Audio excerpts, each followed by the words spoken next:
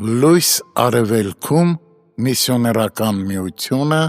ներկայացնում է Չարլզ Սպերջեն Քո քաղցրությունը մեծացնում է ինձ Սաղմոս 18:35 Այս խոսքերը կարելի է թարգմանել Քո բարությունը մեծացնում է ինձ Դավիթը երախտագիտությամբ իր մեծությունը վերագրում է ոչ թե իր սեփական արժանինքներին, այլ Աստծո բարությանը։ Քո նախախնամությունը թարգմանության մեկ այլ տարբերակ է և ըստ էության նախախնամությունը հենց բարության գործնական դրսևորումն է։ Բարությունն այն կոկոնն է, որի ծաղիկը նախախնամությունն է, և այն սերմը, որից նախախնամության բերքն է ստացվում։ Ոմանք էլ նախընտրում են քո օգնությունը տարբերակը, որը նախախնամությունը բնորոշող մեկ այլ տարբերակ է։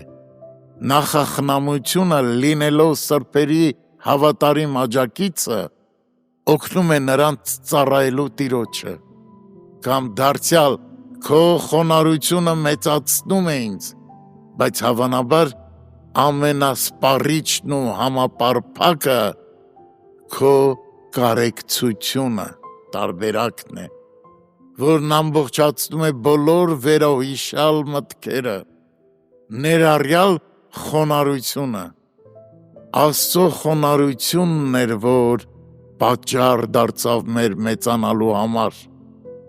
Մենք այնքան փոքր ենք, որ եթե Աստված առանց կարեկցանքի դրսևորեր իր մեծությունը, մենք կճզմվեինք նրա ոտքերի տակ։ Բայց Աստված, որ ցած է իջնում տեսնելու երկինքները և խոնարհվում տեսնելու, թե ինչ են անում հրեշտակները, էլ ավելի է իջեցնում իր հայացքը նայելու խոնարհներին և կոտրած հոգի ունեցողներին, Եսայի 66:2,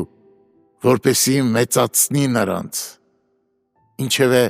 թարգմանության այլ տարբերակներ էլ կան, օրինակ Սեպտուագինտայում հին կտակարանի հուներեն թարգմանությունում ասվում է «Քո խրատը, քո հայրական հանդիմանությունը մեծացնում է ինձ», իսկ քաղդեական համաբառում «Քո խոսքը մեծացնում է ինձ»։ Բոլոր դեպքերում միտքը նույնն է։ Դավիթն իր մեծությունը վերագրում է իր երկնավոր հոր ներողամիտ ու ողորմած բարությանը։ Թող այս զգացողությունն այս երեկո մեր սրտերում էլ արձագանքի, ստիպելով մեզ մեր պսակները Հիսուսի ոտքերի մոտ գցել և բացականչել.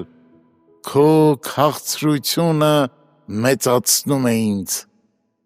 Ինչ սքանչելի կերպով ենք մենք վերապրել Աստծո քաղցրությունը մեր կյանքում։ Ինչ քաղցր են եղել նրա խրատները,